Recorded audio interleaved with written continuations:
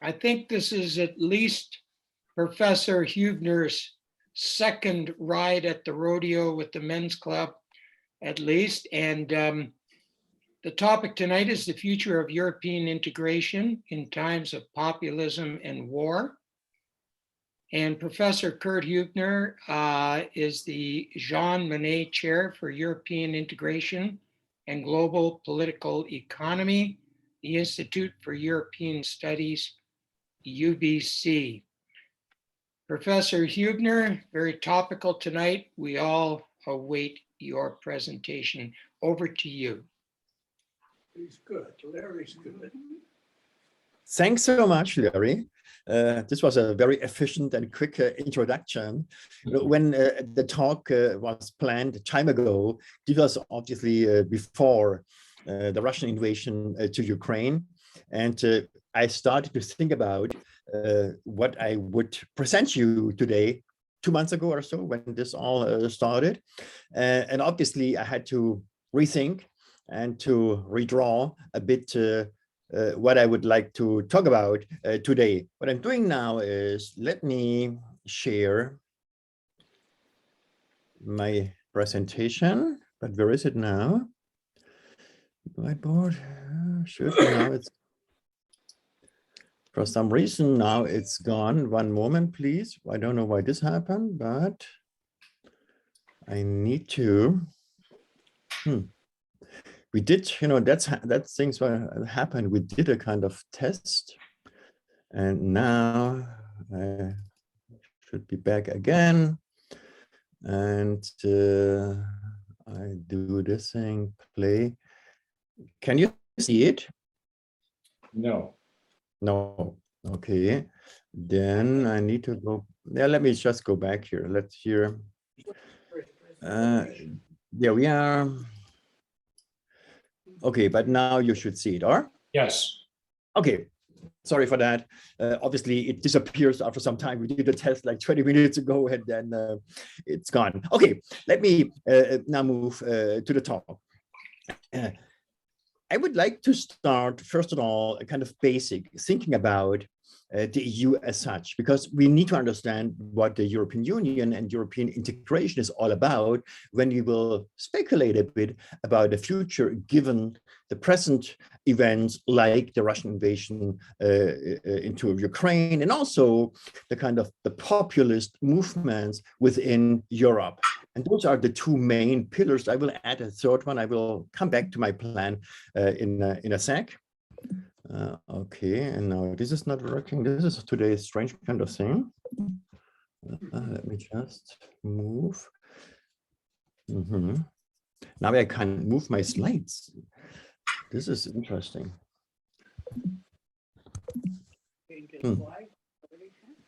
Yeah, but nothing. You see this one, but I even can't close it any longer. Is there something? I go here. Sorry for all that, but I wouldn't know what is going on now. Can you move it, David? You're the host. If you stop share, go to the very top.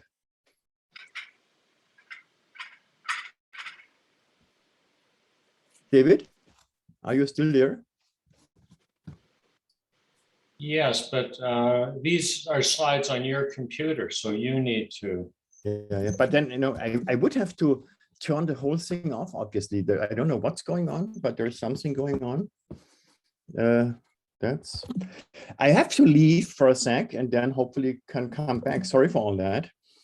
I would not know why this is no longer, it's not responding anything. No, I need to leave you for a sec and restart everything.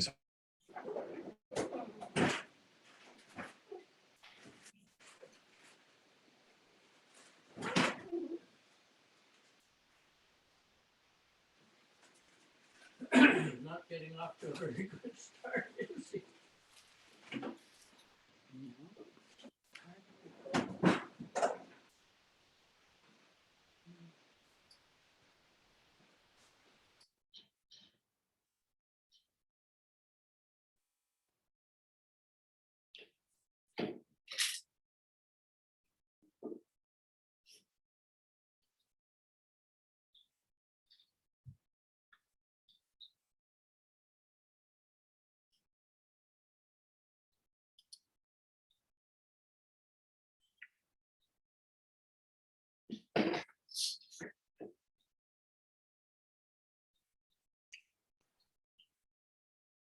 David, the donut looks good. Mhm.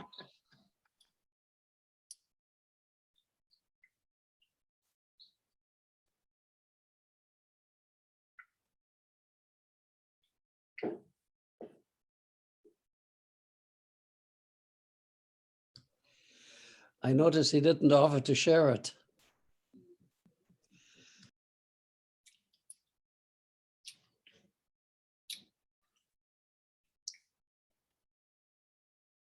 I'm still working on how to order wine online and have it just delivered to my inbox, you know.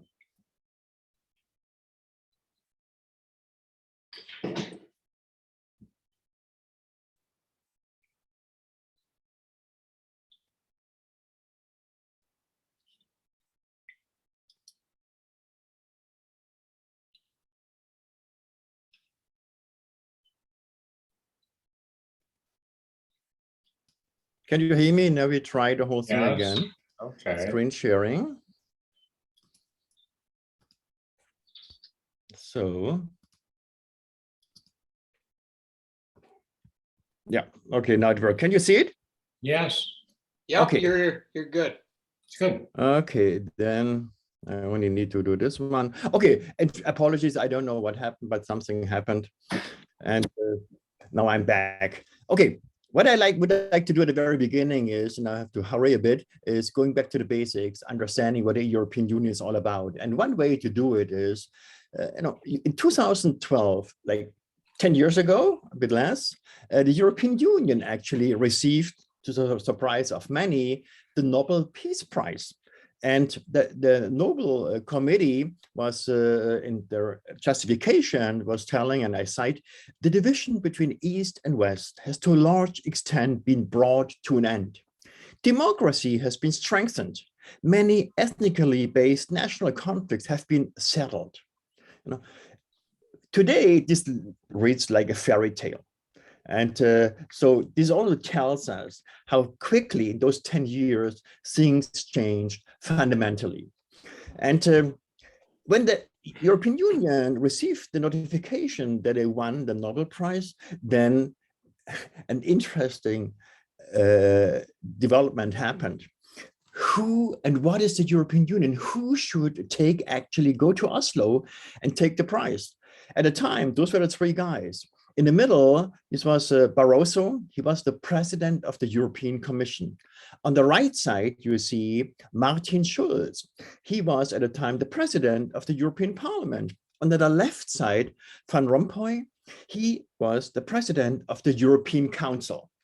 So there was a kind of debate in Brussels who actually should go to the Nobel Prize ceremony, sit there, take the check, to give a talk and to enjoy the meal. So eventually all three of them, as you can see here, went there as a kind of compromise.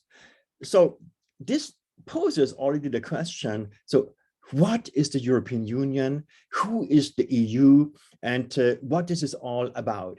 And I would like to stress at the very beginning, because this is important for the way I interpret the current events and also the future of European integration. On the one side, it's pretty clear the European Union, the whole process of European integration is more than only the sum of member states. So it adds something, and the question is what is getting added exactly, but it adds up. And the institution that is adding and giving more content to all those processes, that's the European Commission. But then also, the EU reflects very much the maturity, attitudes, policies, ideologies, strategies of the member states. And those are represented in the European Council, where the head of the states are meeting. And based on my interpretation that is shared by a lot of scholars, but not all of them, because there's always debate about it, the relation between the Commission and the European Council in particular is what we can call a principal-agent relation. The European Council, so this is the principal, they decide about the big kind of policies, the big kind of steps. And there, the head of the states are discussing what should be the next kind of big program, what should be done in particular kind of situations. And the Commission then, with a lot of leeway actually, but still the Commission then is operating the daily business, so to say, and try to make sense and try to bring this into tools, particular policies, use part of the budget for all these kind of programs. But still, the big decisions are being made by the member states. In this regard, what's happening in member states actually is very critical for the range and for the kind of the speed and the range of policies the EU, given by the European Commission, actually can undertake. And I will show you if it's working. Does it come? Yeah. This thing here, not too long ago. An EU visit to Turkey. Yeah. Let me see whether it works. If not, I can tell you what this is all about. Get low prices every day with Warehouse Rapid. We have to live with that. Intended in part to show commitment to women's rights, has become a story of 3 presidents, 2 chairs, and a sofa. This is in the Turkish capital, Ankara, on Tuesday. We have President of the European Commission, Ursula von der Leyen, on the right, President of the European Council, Charles Michel, on the left. In the middle is the host, Turkey's President, Recep Tayyip Erdogan. And as they went inside to talk, this happened.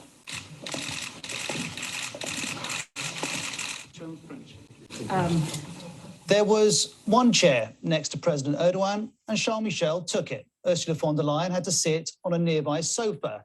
And there's been detailed analysis of exactly what she said in that moment. Listen again. Politico reports that von der Leyen made clear her displeasure at the time with an exclamation, variously interpreted as a German arm or an English and a wave of the hand. Well, whether an arm or an the message appears clear, and the clip was soon racking.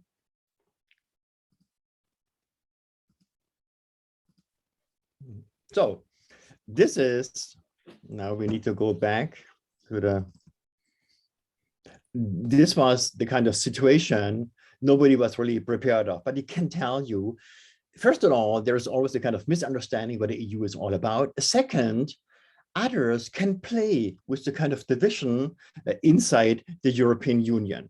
And so this was the kind of situation not too long ago. Things have changed, I would make the argument, very drastically, mainly as a kind of unintended consequence of the Russian invasion to Ukraine. And I will talk about this now, because now, and they can take this at the very beginning, the EU, first of all, was presenting itself as a kind of coherent actor when it comes to this invasion we see starting in February. What I will do now today is a couple of things. I will start, as I mentioned, talk about the Russian invasion, the implications for the EU and European integration. Then I will discuss the EU as a community of shared values and the rule of law. This is in regards to the populism within the European Union. And these are also implications for the Russian and the European stance when it comes to Ukraine. I will talk a bit about also related the EU as a global regulator. And then I will conclude and speculate a bit about what all this means for the future of the EU. So the Russian invasion, living with the bear, this is a kind of subtitle, and I think so. The Russian invasion took us all in surprise. In all honesty, I wouldn't have expected, and all the kind of people I talked to, even those ones with a very kind of critical stance towards Russia for a long time, they were not expecting that this final step would be gone. So for quite a long time, particularly after 1991, when the implosion of the Soviet Union happened, and we see all this kind of the creation of new nation states in Europe, the former kind of in the satellites of the Soviet Union, we see a network of norms, agreements, trade relations, investment relations, all those things happened. And it worked in many respects for quite a long time, actually very good. There was a kind of give and take relationship And even though the Soviet Union and the successor of the Soviet Union, Russia, then when it succeeded to Putin, immediately went to some kind of aggressive attacks against neighbors. This was seen as part of the deal. You know, nobody was really taking too much, was too much concerned about those things. February 24th has changed the world. I think so, and it's changing Europe in many, many respects. And only let me mention a very few of them. First of all, I think so we are seeing a swift process of the end of neutrality for quite a lot of countries who were so proud for a long time that they have this kind of neutral stand in international relations, only talking about Finland and Sweden. Finland seems to be in a very kind of quick move towards joining NATO. Sweden, the debates are a bit more intense, but still everybody's expecting that they will do the same kind of thing. The way it works, it's there's a critical element when they join NATO. The critical element is they can send in their application papers. I think so their NATO members would be more than happy to accept them, but membership only starts for those new applicants when all member states of NATO have ratified the application. Even if it's got very swift, expectation is that this would need about 1 year. In the 1 year period, and that's the kind of concern in Finland and Sweden, those potential new members are not covered by NATO defense measures. So, there's this kind of, there's a threat for the side of Russia to say, okay, if they join, we see this as a kind of serious attack on our interests, and they may make moves. So that's one critical element, but still, there is this element end of neutrality. Switzerland is not joining NATO, obviously, but after some hesitation, they're also part of those sanction packages. The same is true for Austria. So there is a change in sentiments, in strategies, and in policies.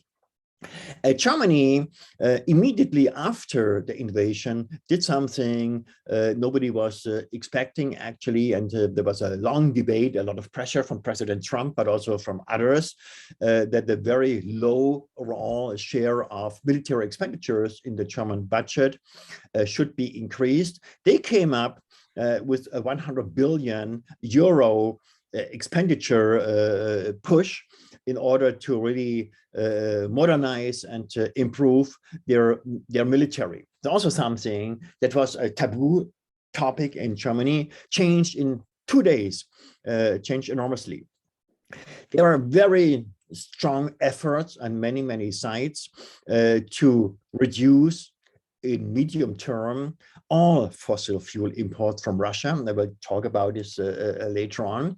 So you may know there is now a kind of the Europeans will no longer get coal, but that's the easy part from Russia. There is a debate currently whether they will reduce or actually get rid immediately of Russian oil. That's even more complicated. And then if you talk about gas, there's a lot of dependence in European countries, including Germany, but also Poland. So this is, at least as a kind of a strategy from the side of member states of the European Union, a very difficult path, but their efforts are there, and based on a lot of assessments, evaluations, it seems that in 2 to 3 years, actually, the EU could really get rid of any kind of dependence from fossil fuels from Russia. Now, with the re-election of Macron, and I talk about this in other contexts later on too, Macron, long before the Russian invasion, was one of the politicians, actually the strongest one in this regard, who was making clear we need something, but in the EU jargon, it's called strategic autonomy. We need to get independent from others. We need to defend our interests on all levels, and also this means we need to militarize at least to add a militarized pillar to the process of European integration. Again, this will not happen overnight, but the Russian invasion made pretty clear this is something that will be in the making. At least the debates will intensify. So there are a lot of those changes immediately you can observe in very quick time. We are not talking 27th of April and think about the whole thing started 24th of February. In quick time, a lot of changes were happening. One observation I think so is being shared by everybody. The European Union, the member states of the EU, were acting surprisingly quick and very strong as a first kind of response. This is unusual because when it comes to foreign policy issues, the EU as such actually has a very weak mandate. It's all about the member states. Given that the invasion happened, was surprisingly to see that all member states actually were on board and were moving jointly on the same page.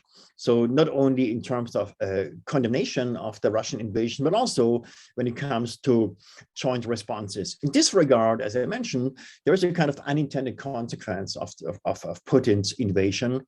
It really generated, created, and supported this joint political will, something the EU hasn't seen for quite a long time. The reactions first were also, it was clear, there will, and this is clear until today, there will be no European member states boots on the ground in Ukraine. There will be no fly zone. All this is clear because this would bring the EU member states as well as NATO as a direct as a direct actor into this whole situation. So the first responses were very much sanctions, harsh sanctions when it comes to the economy. So the ban of Russian banks, not all of them, most of them, was a first step. A very far-reaching step was the ban on transactions with the Russian central bank. This was actually something that was spearheaded by Chrystia Freeman, our Canadian politician, who was really pushing into this direction, something nobody was really expecting. That's a big thing. Freezing the international reserves held by Russia outside Russia. This was the implication by banning transaction with the Russian central bank.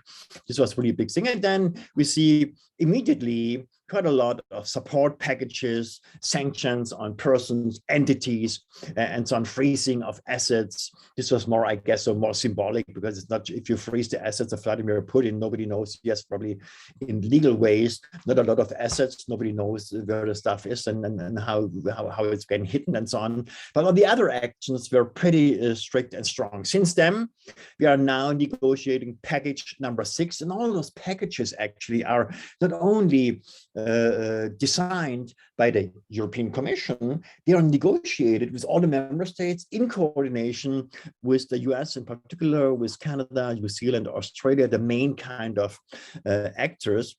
And they are moving, at least, they will not end the war, but they have strong economic implications. It's pretty clear that the Russian economy has already entered a recession. Inflation rates are getting up, and this will get worse, I think, so over time, the more coherent those sanctions are being played with.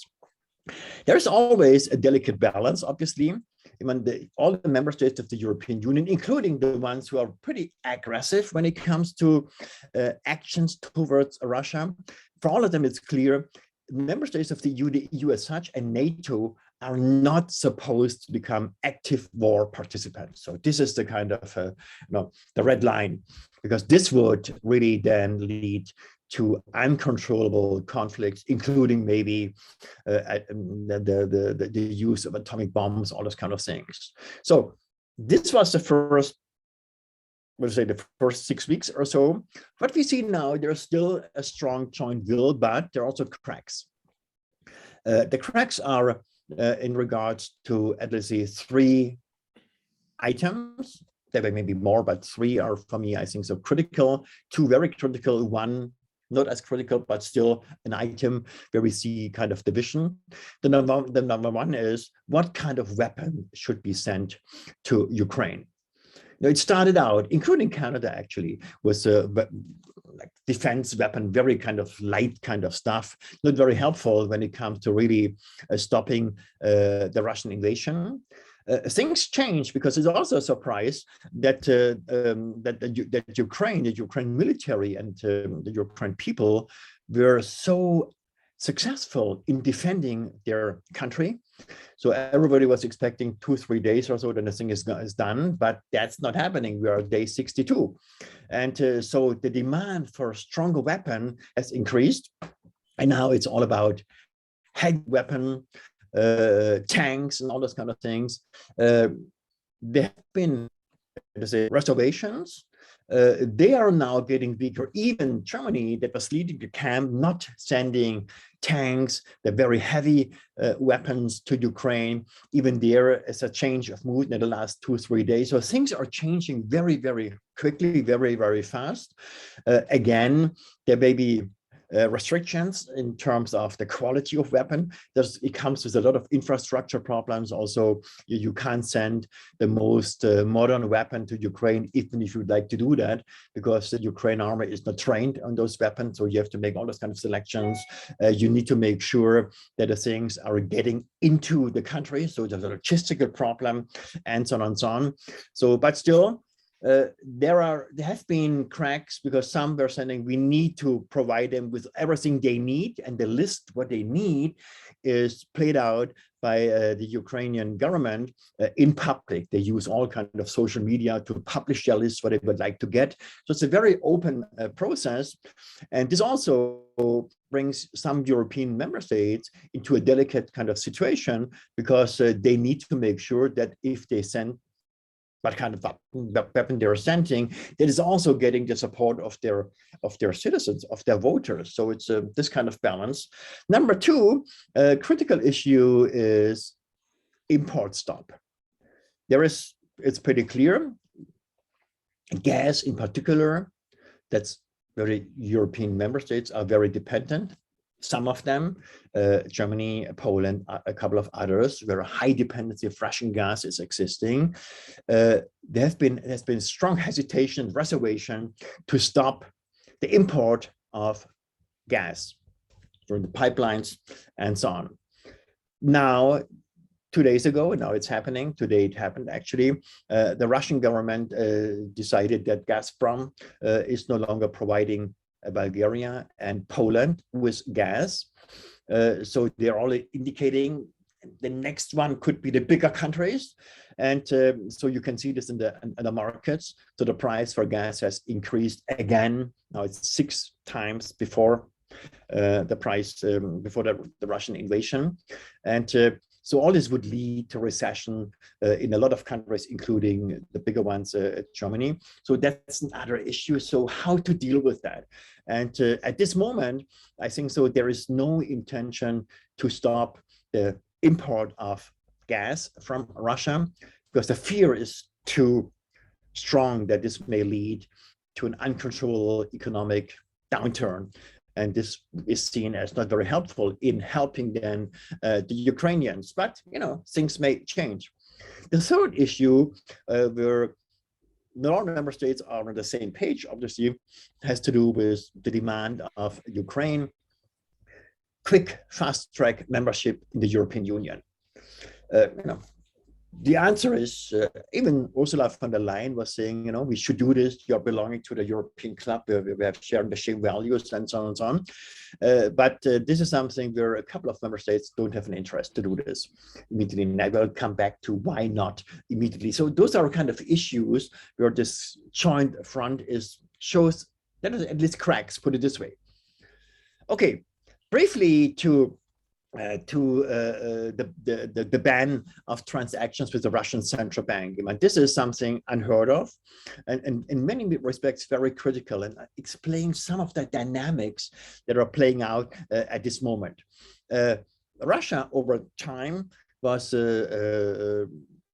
assembling a large amount of international reserves held in gold, but mainly in currencies, US dollars, euros, yen, and a couple of other currencies. You can see here about 620 billion or so expressed in US dollars.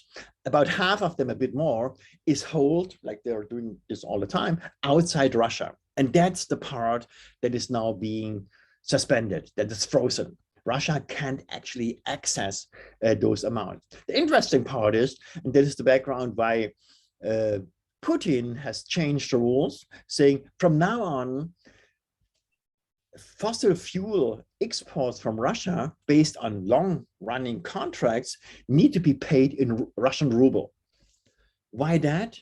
Because the Europeans still continue to pay their import of coal, gas, oil by usually euros, but Putin can't do anything with those euros. They're sitting there idling when it's increasing the international reserves, but its money is sitting in Russia due to the ban of banks.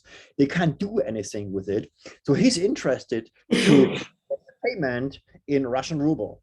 But this is not part of the contracts. 97% of all contracts with Russia are based on euros or US dollars. So the Europeans say we play according to our rules, but this is creating this kind of new conflict. And we'll see how this plays out. Russia used Bulgaria and Poland as a kind of example, because the justification was to cut off from any kind of flow of gas. The justification was they don't pay, but they pay only not in rubles. They're not willing to pay in rubles. We'll see if this case would be generalized to other countries, how they act and how they behave. Again, the Europeans are still heavily dependent from gas. They may survive the summer, but then because the tanks are not more than half full, 75% or so, but it comes next winter, there's no way to substitute it in brief time. There's no, the infrastructure is not there. There's a huge demand around for gas. So the Europeans are still in this kind of situation. So the next element is, we see a huge kind of movement of people. And surprisingly enough, to some degree, is look at the figures. About 5 million people have left Ukraine, according to the United Nations Migration Agency. Close to 3 million went to Poland. Romania, close to 800,000. There's then internally to Russia. Hungary, 480,000, Moldova, Slovakia, Belarus. So those are the big countries. Then we can add Germany, about 100,000 at the moment, and so on and so on. So, but the real surprise is that we have here a couple of countries. I only pick Poland, Romania, and Hungary. They have a total different kind of view on refugees when it comes to different refugees. But when it comes to Ukraine, obviously, two elements are critical, or three. Number one, accepting those and welcoming those refugees is part of their defense strategy towards Russia, showing, we are willing to accept, and if they leave, that's your problem, and you will undermine your own kind of economic and political situation, and we are willing to accept them, number one. Number two, unlike refugees coming from, let us say, Syria and so on in the 2015 migration wave, most of those refugees coming to Europe, to the member states of the European Union, are actually kids and women, not young men like the Syrians. It's a different kind of, because the men are back home and are fighting the Russians. So it's a different kind of situation. And the EU and the member states have responded to these processes. Ukrainian refugees are getting, let us say, preferential treatment. They are immediately getting kind of welfare state payments from in the member states. They're getting work permits. They don't have to show any kind of visa when they want to travel around in Europe. So it's a a kind of preferential treatment we see there. And given the fact that Poland, Hungary, and Slovakia are part of the Schengen area is a part of Europe, not only European Union, also other member states, where you can move around without any kind of passport. So there are no internal border controls. So, people, they may come to, let us say, Hungary, they may not stay there, they may go to relatives in other kind of European countries. So we see a lot of movements happening at the moment. So far, there is what sometimes is called a welcoming culture. So the European population, on average, is totally aware that those people coming, they're really fleeing terrible situations. They're fleeing to keep their life and all those kind of things. So therefore, they're accommodating people enormously. If the war will continue for a long time, and this would be one of my assumptions, whatever kind of intensity the war will show over the next time, but there will be a long-term conflict, I think so, because Ukraine is not in a situation that can be controlled totally by Russia. So whether the welcoming culture then will change if it turns out those people have to stay, we will see about that. But currently, a very interesting situation, but a lot of visibility that comes to mind when people are seeing not only on TV and on the internet what's happening in Ukraine, but actually the refugees are arriving. I know from friends in Berlin where they take care. There's a lot of civil society organizations to help them to get established. There are thousands coming on a daily basis, and this is creating potentially conflicts, but at the moment, not at all. So that's also a good thing. Now, membership. I don't think so that there is the time for a fast-tracking membership. The EU is divided. There are a couple of countries and governments who signaled already. The situation is not that we should fast-track Ukraine, but it would not, because it would not, first of all, make any kind of difference when it comes to ending the war. And so far, there's quite a lot of actually agreements already in place. So you may recall that in 2013, after a long negotiation, an association agreement between the EU and Ukraine was negotiated. But then the president Yanukovych did not sign up because Putin and Russia at the time was putting a lot of pressure. If they would even have an agreement in trade and investment and mobility with the European Union, Russia would not be happy about it, and Putin made clear this would have consequences. And he called it off. But then this led to the Maidan Revolution, you may recall, mass protests, and toppled the government of Ukraine at the time. And the interim government then actually signed off the agreement in 2014 with the European Union. Now, then came the annexation of the Crimea, and the EU was actually responding very weak, like a lot of other actors in the international sphere. There were weak sanctions, and to some degree, I would say, in brief, that there was protest, but it was seen, okay, that's part of realpolitik. We don't want to make this conflict, this thing, more complicated and make it to a hot topic. And somehow it was accepted, and life went on. We also should think about that the relations between the EU and Ukraine and also the relations of Ukraine with other supranational institutions like the World Bank and IMF, where they asked for a lot of money and support, came into heavy waters due to the fact that particularly World Bank and IMF were seeing Ukraine as a politically corrupt system. So there was a huge corruption issues. We had the kind of oligarchs. We shouldn't forget about all this before the war. And this was a big issue that really, let us say, not stopped, but reduce the speed of further support of Ukraine. And this also was maybe a signal, and not intended signal, to Putin to see, okay, Ukraine may be actually a kind of easy target, because there are all those kinds of concerns in the West. Why should they defend something where they themselves have problem when it comes to supporting Ukraine? So this is the kind of situation. So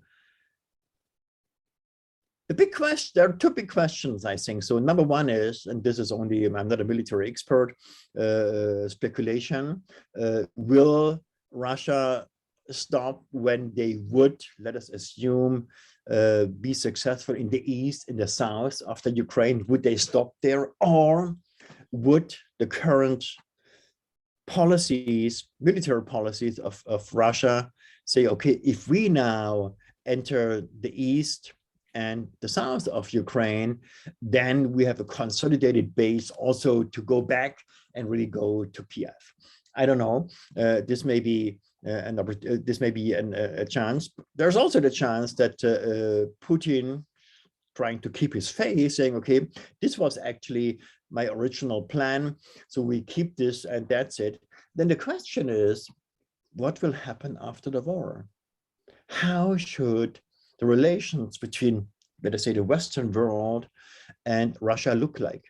This may be more easier, let us say, for Canada, for the US, and so on, but it will be a very difficult question for the European Union, the member states of the EU, due to the fact geographical closeness. You know, it's there.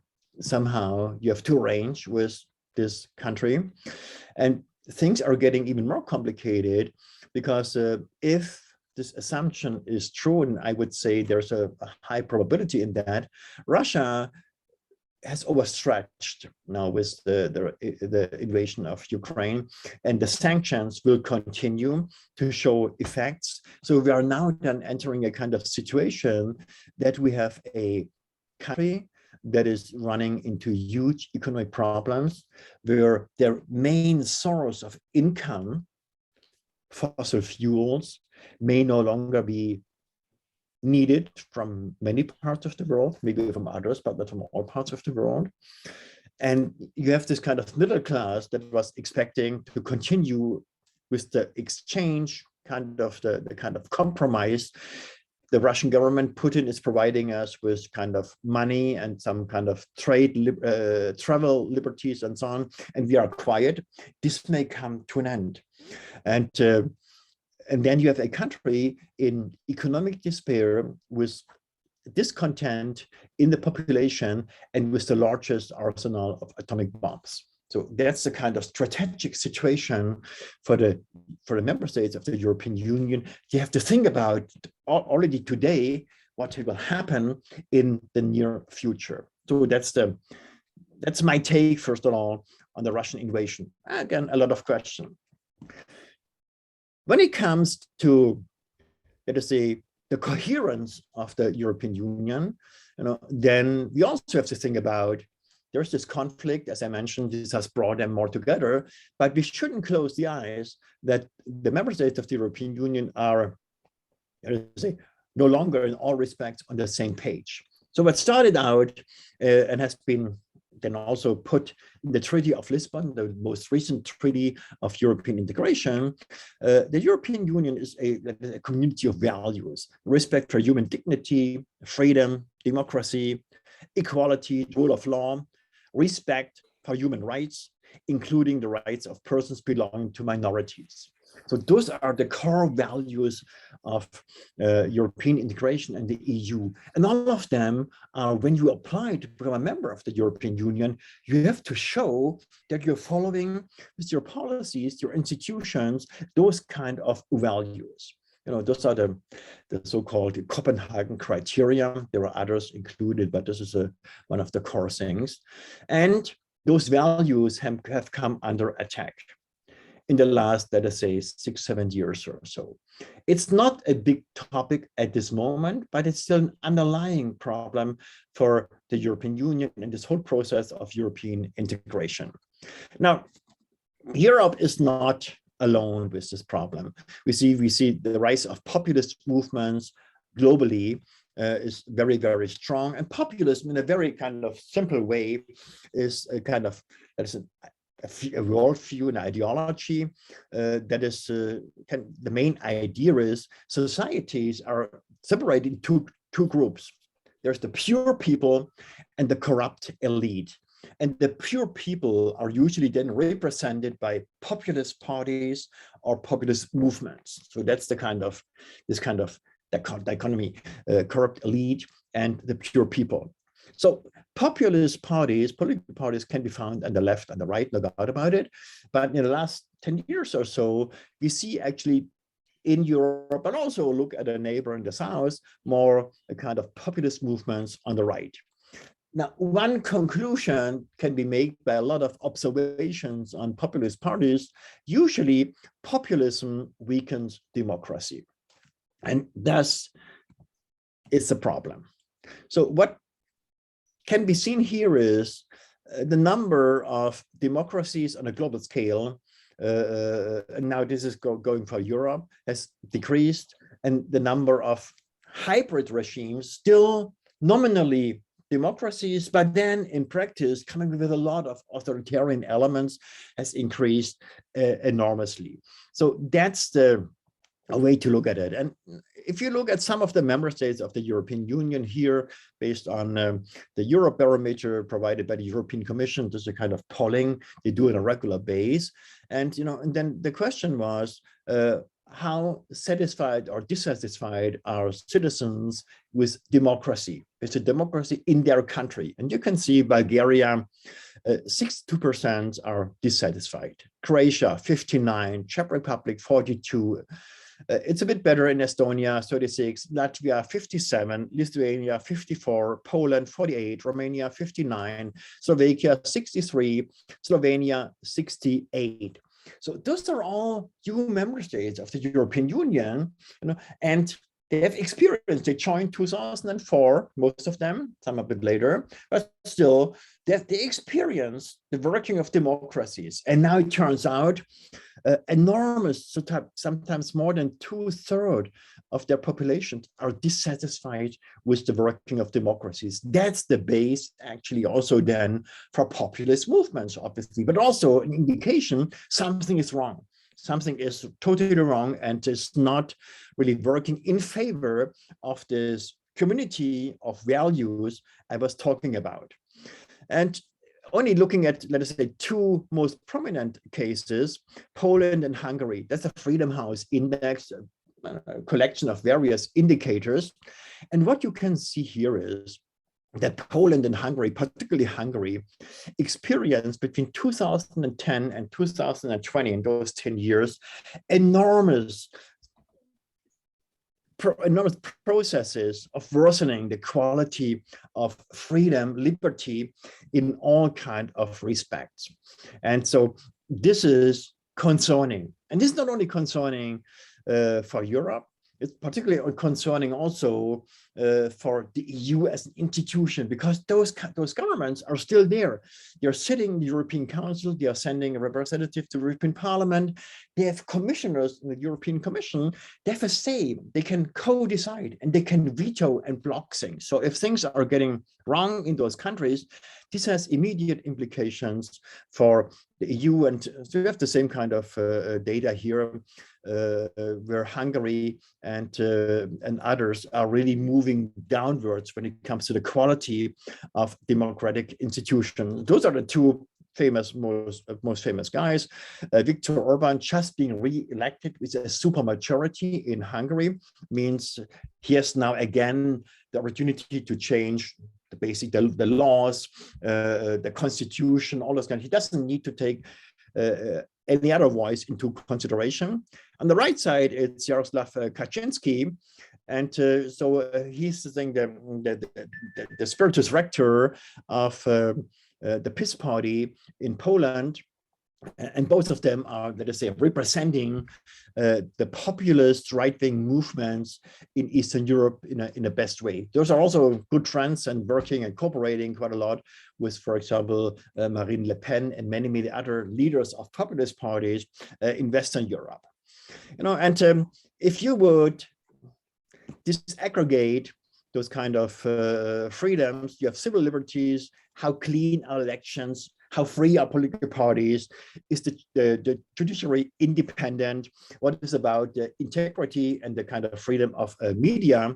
And what you can see here is in Hungary, again, between 1985, we see an increase. This was the kind of the spirits after they left the Soviet umbrella. We see the situation when they negotiated membership in the European Union. They were all pretty good in shape. And since then, all those kind of indicators are coming down. And that's concerning. The same kind of situation is for Hungary, Bosnia, Herzegovina, countries that would like to join the European Union, Lithuania, Slovenia, Poland. So there are those kind of movements, there are those kind of processes that are really questioning whether those countries, what they can contribute, what they can influence inside the European Union, what they would like to do in those processes of European integration. One element also is, corruption. This is a nice picture you can see here. That's you see the gun, and there's the bed and the gun. There's the drawer is open. You can see there are bills inside, 500 euro bills, quite a lot of them. If you look at it, a couple of $10,000. This was actually the Prime Minister of Bulgaria. This is a picture made there. So what I want to say is only illustrating it. There's a lot of corruption going on, and based on data from Transparency International, you can see, the left side you have countries with a low level of corruption, and the right side more corruption. And there's a huge difference between Germany, UK, France, let's say Denmark, New Zealand with the lowest level at all. And then you come to Poland, you come to Slovenia, Hungary, very high. But also then you have Russia, and at the bottom you can see Ukraine. So those are political regimes not only authoritarian character, but also comes with a lot of, let us say, corruption, where politicians are making use of their opportunities to enrich themselves and their friends rather than working for the public good. So the European Union tried to deal with it. You can say they joined the EU. They were underwriting those principles, rule of law, and so on and so on. They violated, and why not taking them out? It turns out this is difficult, actually close to impossible, because if a member state would get kicked out of the European Union, this needs anonymity in the European Council. So if there would be the suggestion to kick out Hungary, for example, then it's sufficient if Poland is saying, no, we are not on board, and zack, it's not happening. So there is this kind of problem. So in Article 7 of the Treaty of Lisbon, there's the opportunity, the chance to really try it, but then it's difficult really to operate it. So that's one of the reasons those countries, even though they're violating it, are still there. And actually, Poland and Hungary are those countries that are getting the highest net shares of payments from the European Union. In case of Hungary, it makes up about 5% of their GDP is net money from the European Union, means money going from the EU, from Brussels to Budapest, minus the contributions each country has to do to the European Union. If you subtract it, then huge amount, and the same is for Poland. So over many, many years, they were getting huge amounts of money, and still they're benefiting in economic terms, but still are violating the basic norms and rules of the European Union. So this Article 7 is tricky, as I mentioned. Therefore, the EU was trying something else recently. They're saying, okay, we can add an element, this doesn't need anonymity, we can add an element that payments made to member states who are violating the rules of using funds of the European Union. It's not about the rule of law. It's about using funds from the EU. If they violate those kind of things, then we can start a process and stop payments to those countries. So this is putting a lot of pressure on them. And as it turned out, the European Court of Justice, that's the highest, the Supreme Court of the EU, if you would like, confirmed Poland and Hungary were going to court, and then they lost. The European Court of Justice was saying, you can withhold funding from member states if they fail to uphold the rule of law, particularly in this case, corruption. If you misuse those funds, you can do that. So this was, and yesterday, Ursula von der Leyen started the process exactly that based on the pressure of the European Parliament, saying now we need to start those processes, that they are no longer getting money from us as long as they are violating it. But this will be a long-term game. It needs quite a lot of time to demonstrate the misuse, all of kind of things. And it's no longer the big topic because then the Russian invasion happened. And given the fact that I showed you that Poland and Hungary in particular are receiving so many refugees from Ukraine, this has changed the mood. Saying, you know, those governments are doing a great job. They're fantastic. So the fact that they are at the same time misusing funding and violating the rule of law by making the judiciary no longer independent and all these kind of things may come into the background for the moment. So that's then also another part of realpolitik. So they are there, they make it now this kind of, in this kind of process that they are losing funds, but this may happen only 2 years from now, and this is a long time period in politics. When it comes to the populist movements, we all experienced the good use, elections in France and in Slovenia last weekend. Macron was winning, and also the very right-wing nationalist populist leader in Slovenia was losing. So that's actually good use. But then also we have to think about, in France in particular, Marine Le Pen and her Rassemblement National movement and party, they're winning 42%. So that's quite a large number, the highest share they ever had in a presidential election. Also, the turnout was extremely low. So Macron doesn't have a very strong actually mandate when it comes to policy initiatives. And it hints to the fact that even though Macron was re-elected, the problems don't disappear. This kind of appetite for populist answers, easy, simple answer for complex problems is still there.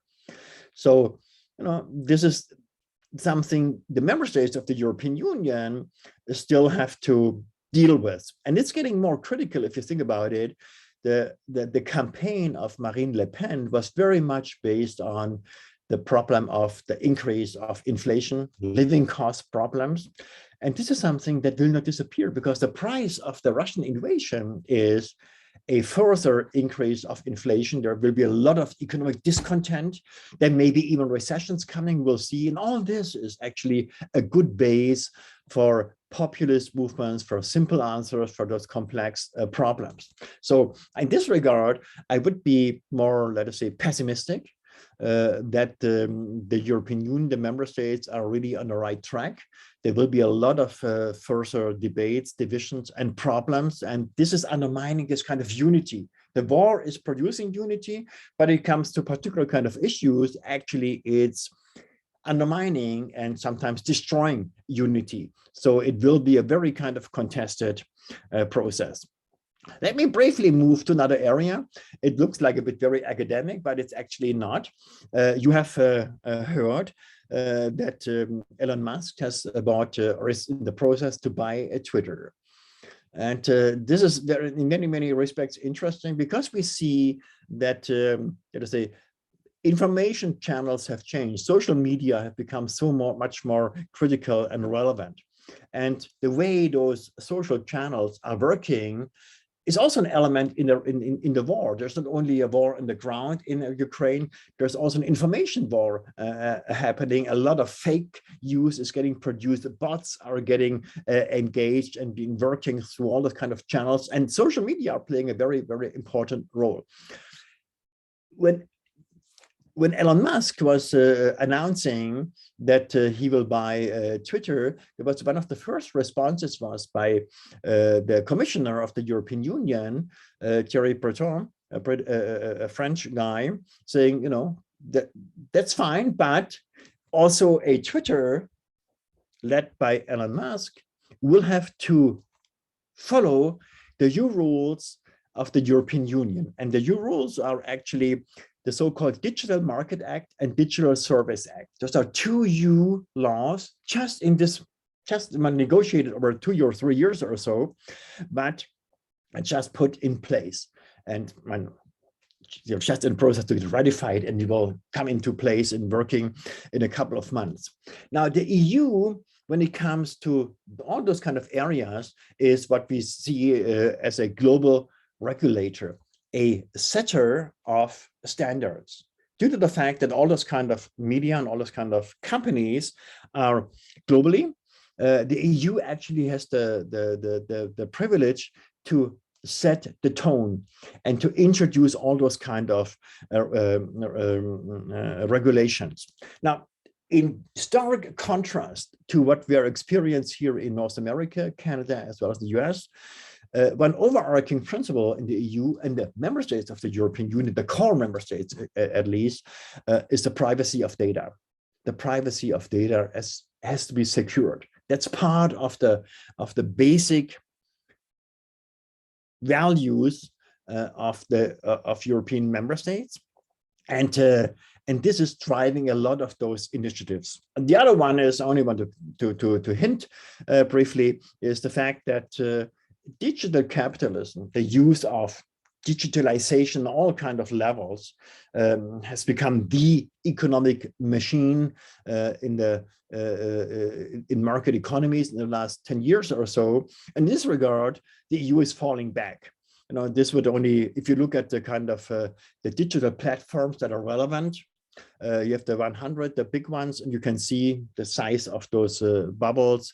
The US with Apple, Microsoft, Amazon, Alphabet, Facebook, and you name them, this is big. But also then you have Asia Pacific, in the middle is Europe, very small. So Europe actually missed out this kind of trend path towards what's called digital capitalism. And this also means they are missing out a lot of economic opportunities. So those two acts I was talking about, Digital Market Act and Digital Service Act, also not only try to secure privacy issues, but also to promote more, let us say, Europeanness when it comes to digitalization. But it's a long road. So if you think about 75% of all patents related to blockchain technologies, you have about Bitcoin, all those kinds of things, but it's much more. Those blockchains, they're all actually in the US and in China. The global spending on kind of internet related investments, 50% is actually done by US and by China.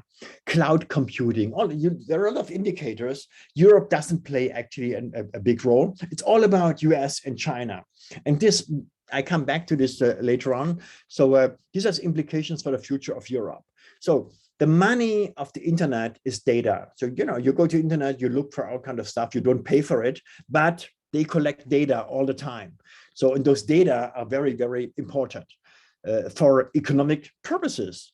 But then from the EU perspective and the European member states perspective, it's all about how to protect the usage of private data for business purposes without that you're getting asked, and how to deal with all those kind of data flows.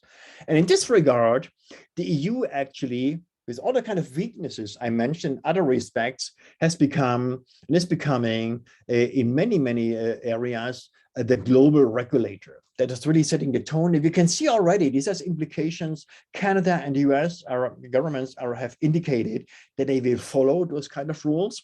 They will maybe with slight modifications, but this has become an issue. In this regard, the EU actually is a kind of global player.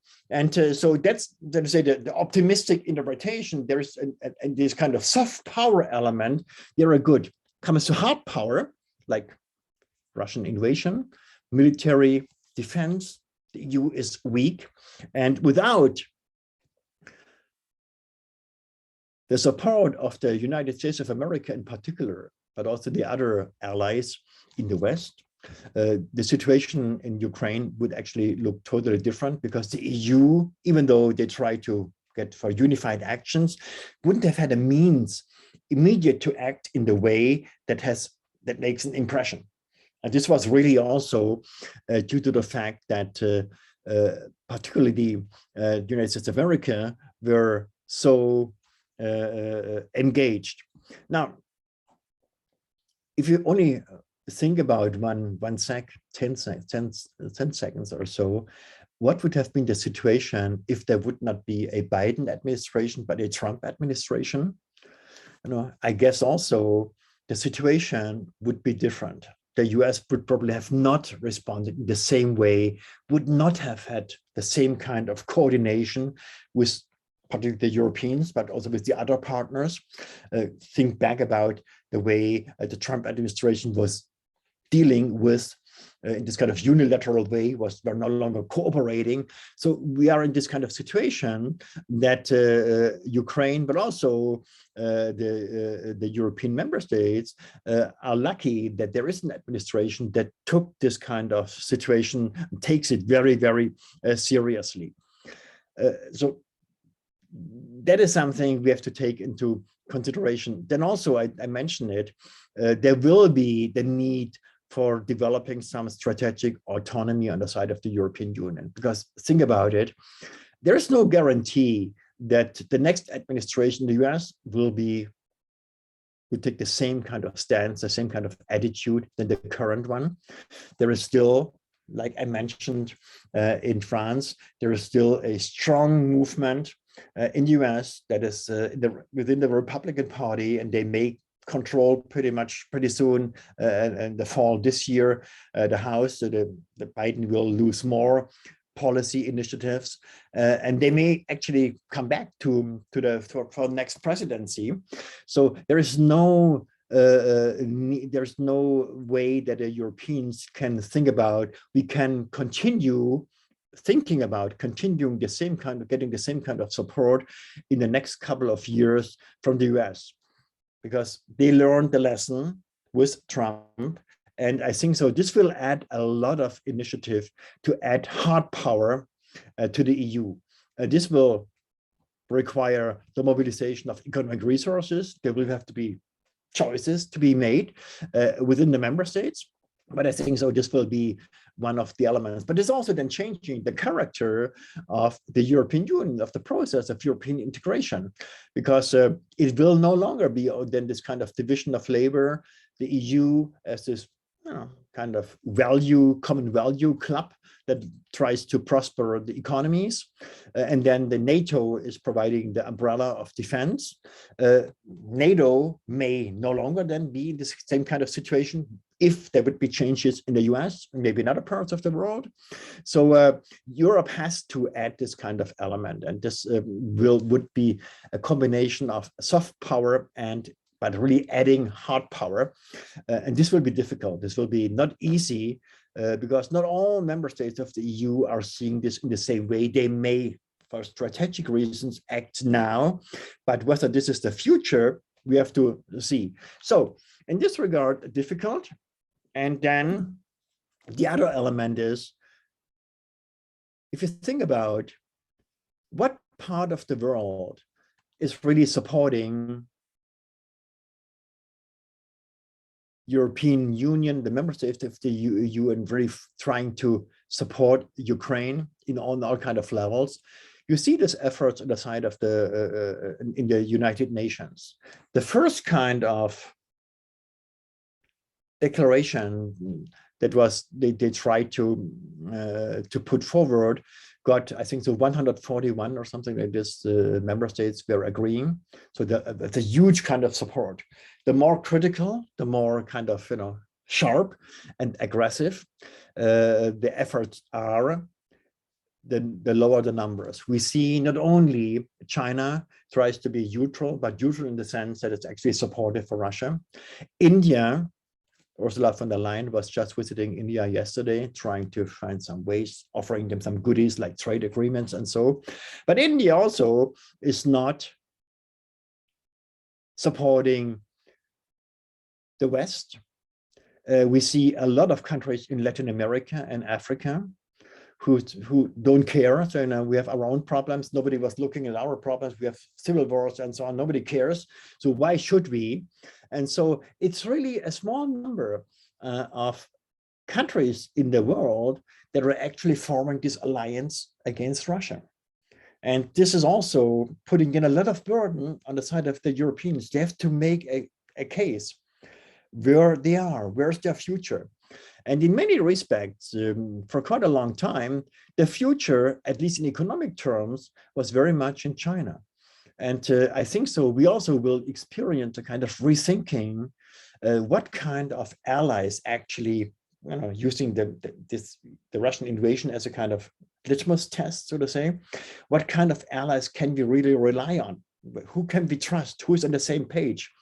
And when it comes to the representation of the majority of the global population, then a vast majority of the global population is represented by governments that obviously don't share the same kind of values like we, the West, are sharing. And this is a bit also kind of pessimistic view at the very end. So the European Union all by itself has huge problems to add this kind of hard power to really become a kind of a powerful actor in global politics. Not only it's easier in the economic realm, but much more difficult in other areas. And the number of countries who are, let us say, more pragmatic and follow other interests, this number is pretty big. And this gives me overall a kind of pessimistic view on the future, not so much only the future of the European Union, but the future of this community of joint values, humanity, freedom, human rights, equality, democracy, and so on. And in this regard, I think so, I would hope that the EU has a future, that European integration is moving forward, but it needs the right kind of allies, because in this very divided global polity, the EU itself is much too weak to make really a huge difference. Okay, so far my talk, and now there will be probably a lot of hopefully answers and questions, and I can hopefully answer a few of them. So if people want to type some questions into the chat or start a question, Kurt's open to answering them.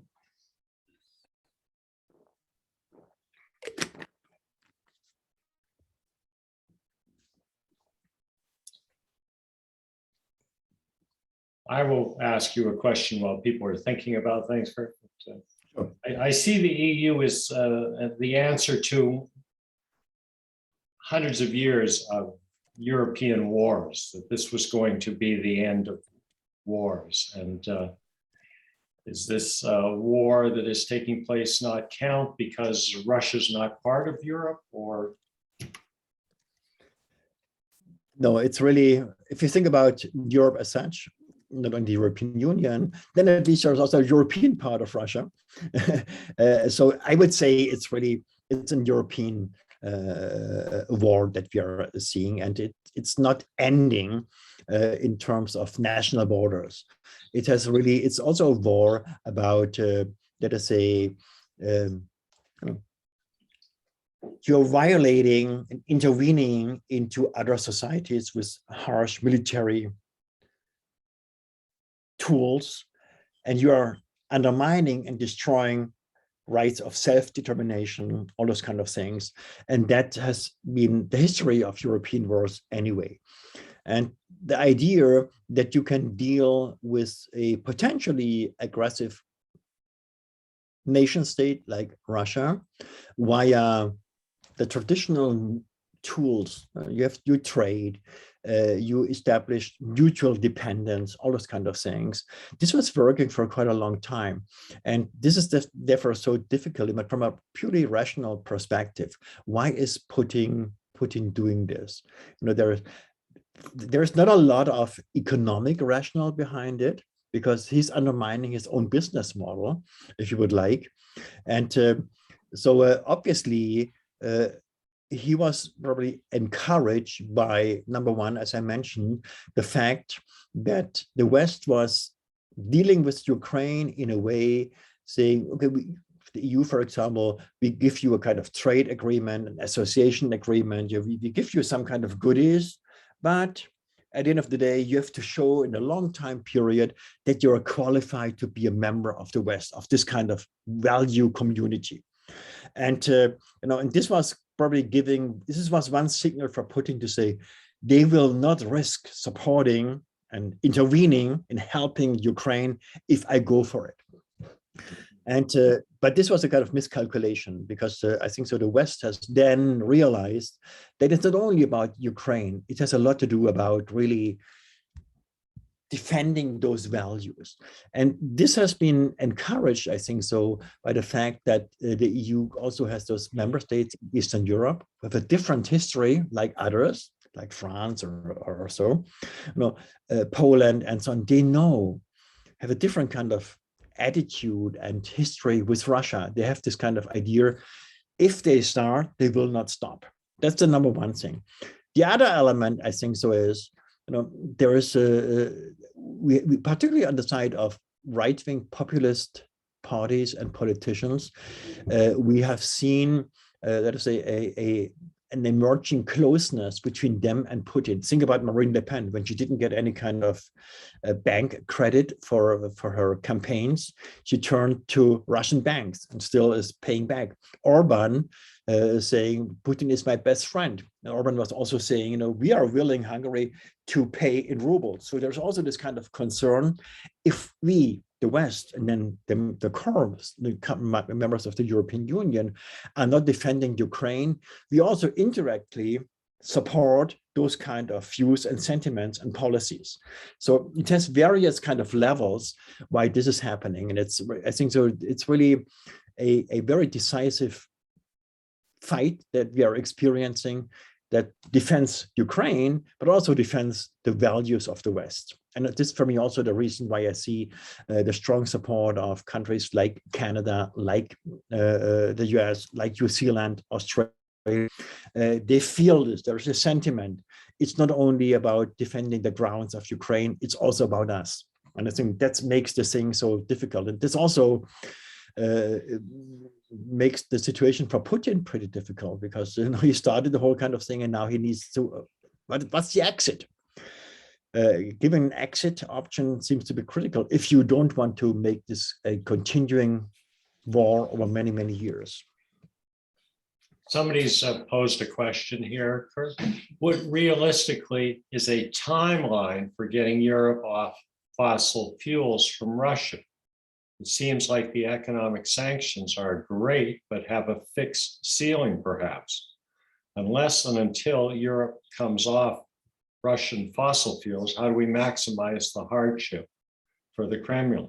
And thank you for the talk. Yeah, I think so.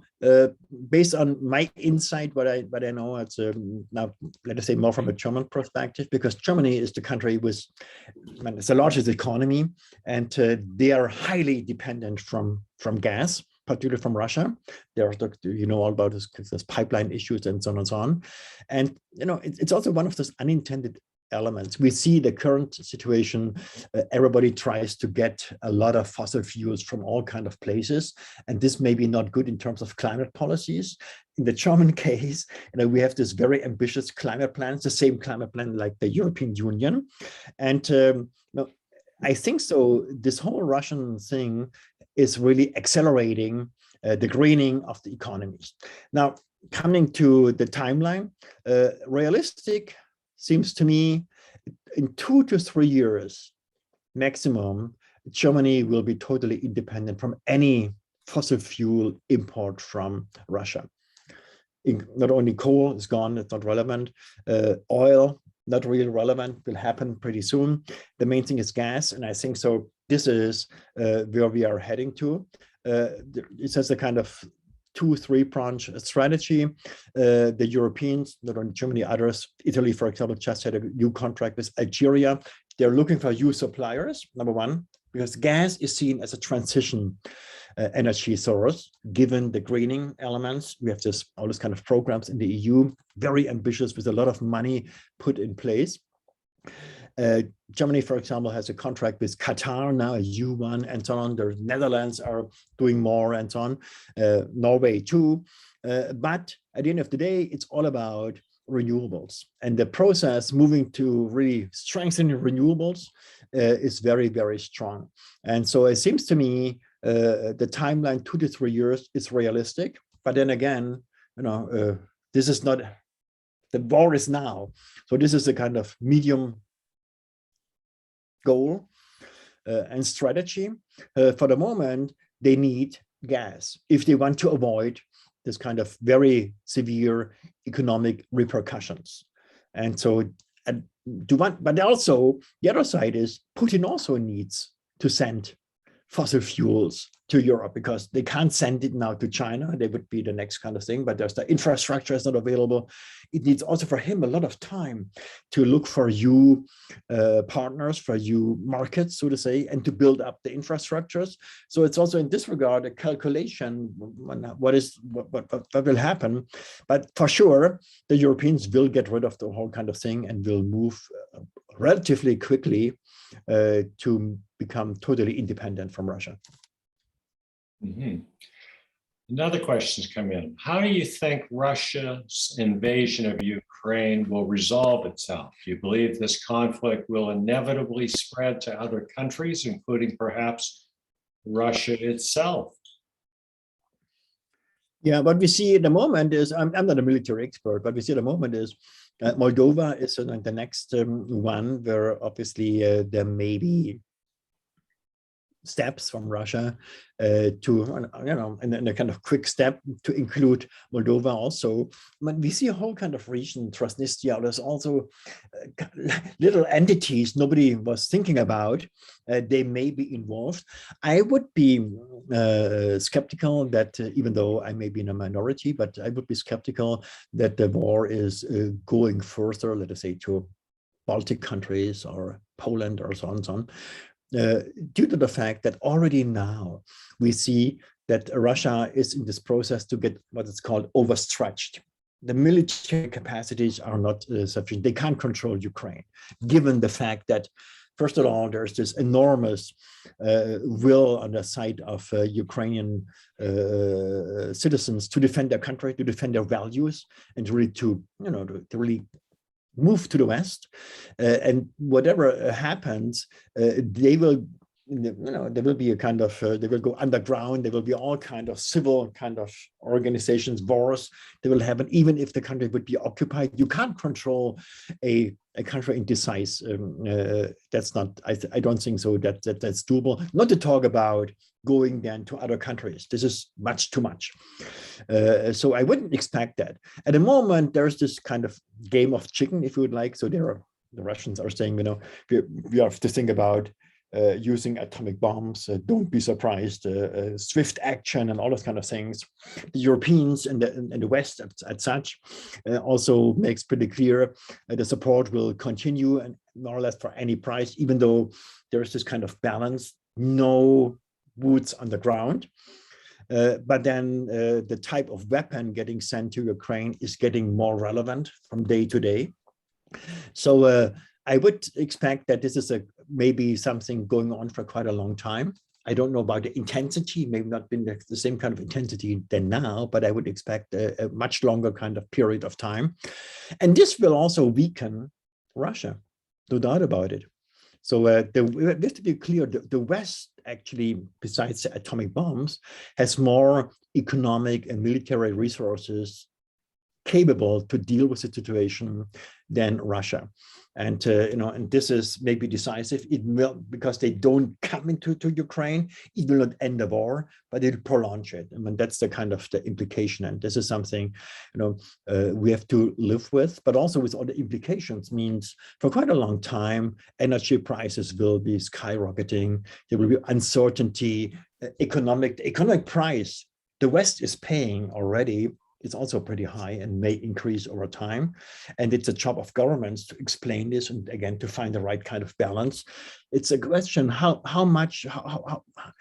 worth is it for us to defend those values?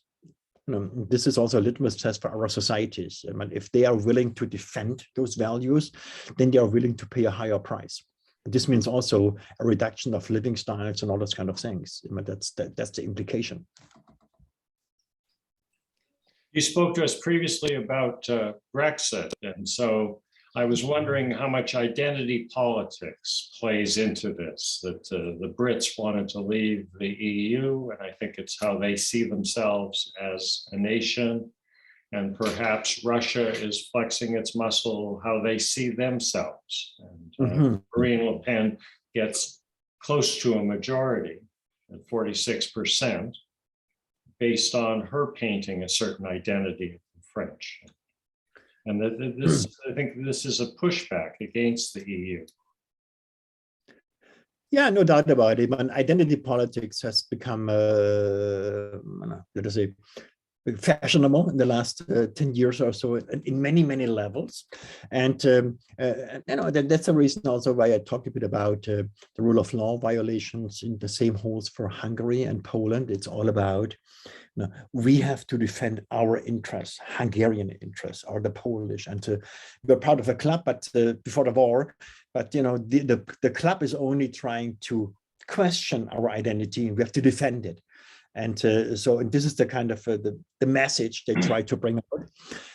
And this is not only in those countries, you see this in other countries too. And, I guess so there should not be a very kind of automatic tie between economic situations and identity politics, but to some degree there is. I think so. The higher the economic prices we all have to pay with this kind of situation, this is preparing the ground for more identity politics to say, okay, now it's enough. We have to think about our population and so on. So because defending those abstract values like law, rule of law, freedom of press, freedom of organization, all those kind of things, this requires already a kind of democratic basic understanding. And I think so this is very often now missing in many parts of the world. I have a question, David. Yes, go ahead, Bill. Yeah. With so many countries not actively or even philosophically supporting the West, such as India, Brazil, Argentina, and many others, do you think in any way this will empower China to go forth on the Taiwan issue, or even worse, Iran attacking Israel? I mean, this is perhaps far-fetched, but what's your opinion on these two issues? Yeah, I mean, there's, both cases you mentioned at the end are good ones. I mean, think about only let us start with the Israeli government. They had a hard time to support the West due to the fact that they felt they can't really contradict Russia due to the situation in the region. They changed their mind now quite a bit, but still, this is the kind of indication how difficult it is. Your governments have to take into so many variables into consideration that not automatically they are falling behind the kind of front that is developing in other parts of the world. China, I think so. They are in an interesting situation. I mean, the Taiwan case, is, put it this way, is Ukraine kind of giving them the green light for Taiwan? I think so. They're also very surprised about the reaction of the West. And I think so, I come back to my argument before, the fact that the US is intervening and helping and supporting so strongly Ukraine also has to do with the fact that they're signaling to China, we are defending the values of countries that are sharing our opinions. This would include Taiwan. You know, they don't talk about it, but it's also an indirect signal to China, don't go for it, don't do it now, because you will need kind of similar resistance and support from this kind of value community in the West. But having said that, what we are experiencing, I think so, is really a global struggle between authoritarian systems and let us say liberal democracies, with all their kind of weaknesses and problems, no doubt about it, but still, it's in this regard, it's really a kind of global fight. And that's not a reason why I'm saying it's not only about Ukraine. Putting Putin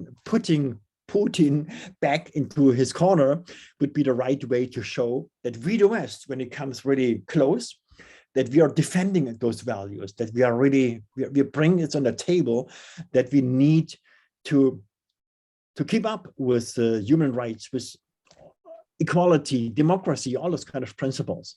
And in this regard, it's really, let us say, sad to see that a couple of countries where I would say it would have been easier for them, like some others, to support the West, that are still, you know, quiet or doing nothing or coming up with all this kind of rhetoric or so.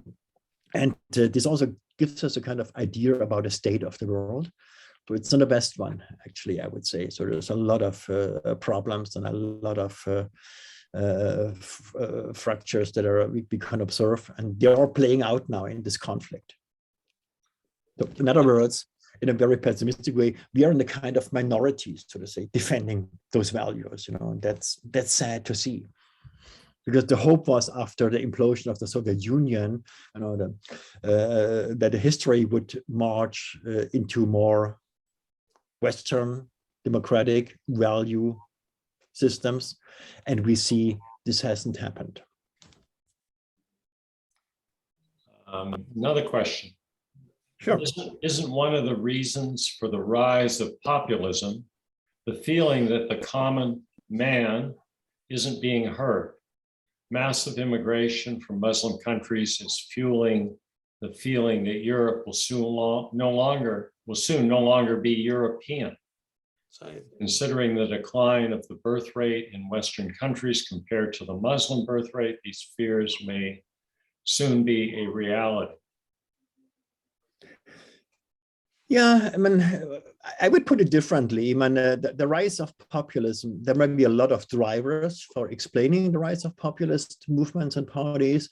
One definitely has to do with the fact that the promises of globalization have been fulfilled. We see across the world, not only Europe, also here, the rise of inequality when it comes to income and wealth. You might think about how can it be possible that a guy like Elon Musk is assembling like $300 billion or so, you know, and can easily bring $44 billion on the table, and 21 out of his own pocket for buying this little toy, Twitter, and so on and so on. So a lot of people have been left out. And this is much more relevant than anything else. Only to give it the case of France, for example, where, as has been mentioned, Marine Le Pen a week ago was getting 42% of the votes. And that's, you know, substantially high. The share of people born outside France is extremely low. So it's not, you know, it's not a migration that are taking away jobs or so. There's other discontent. There's the kind of rural-urban divide we see in many parts of the world, including here in Canada. There are all these kind of various factors that can explain why populist movements are moving forward. And then, as I only mentioned this kind of terms, I think so the world due to a lot of changes, also with communication, with all those kind of things, the world has become pretty complex. There are a lot of interdependencies happening.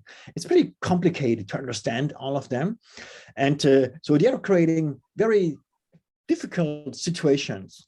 And populist movements are able to give simple answers for complex problems, and people are very often happy to get simple answers for complex problems and are willing to go for it.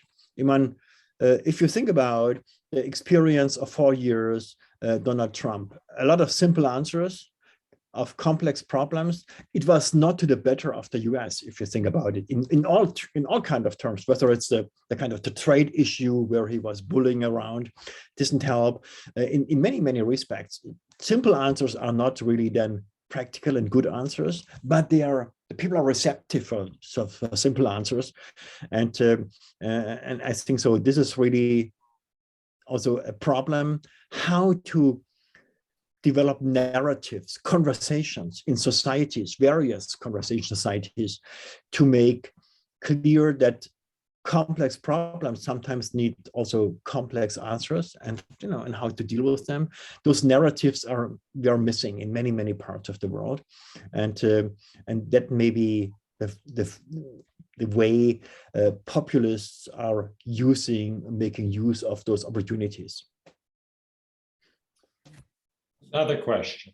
Could Putin open up a second front by encouraging Hezbollah in Lebanon and Iran to attack Israel? In this way, divert the attention of America from Ukraine? There may be a possibility in the sense, if, my take is the more Putin is getting cornered, the more desperate he may become. And he may make use of, influence he established in some parts of the world.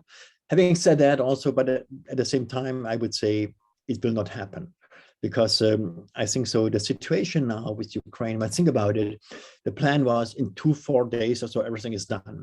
And he's now in a very kind of difficult situation. He's not sending back, for example, body bags. He learned quite a lot from other Vietnam War and other kind of situations. He has this kind of mobile crematoriums where the dead Russian soldiers are getting cremated already in a kind of mobile way with those kind of trucks in order to avoid a situation. But still, people are asking questions also back in Russia. And those questions, I think, so will get louder over time, despite all the internal repression that is happening at the same time. The level of repression in Russia has increased in the last 2 months enormously, even from a high level to an even higher level. So he's running into all those kind of problems, and this also is undermining, I think so, his reputation and in the rest of the world, because others are looking what actually is driving this guy. Why is he doing things that are actually not successful? He's not successful. Whatever happened in Ukraine now in the next couple of weeks or so, already he experienced a defeat. And this is undermining his reputation. Also then means other leaders, other movements in other parts of the world may think twice whether they are joining his side in risking this kind of harsh responses on the side of the West. And so therefore, I would say no.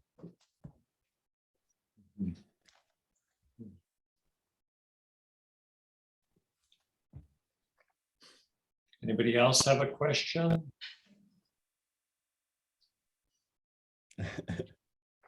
Larry, do you want to come back in?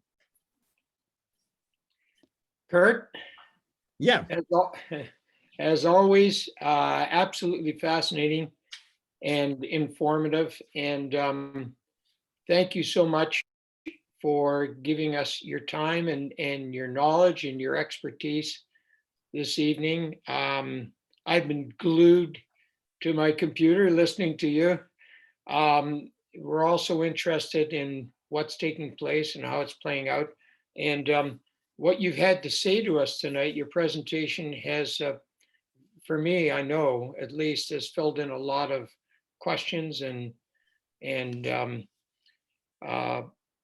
you know, things that I didn't quite understand, and I understand them a little bit better now.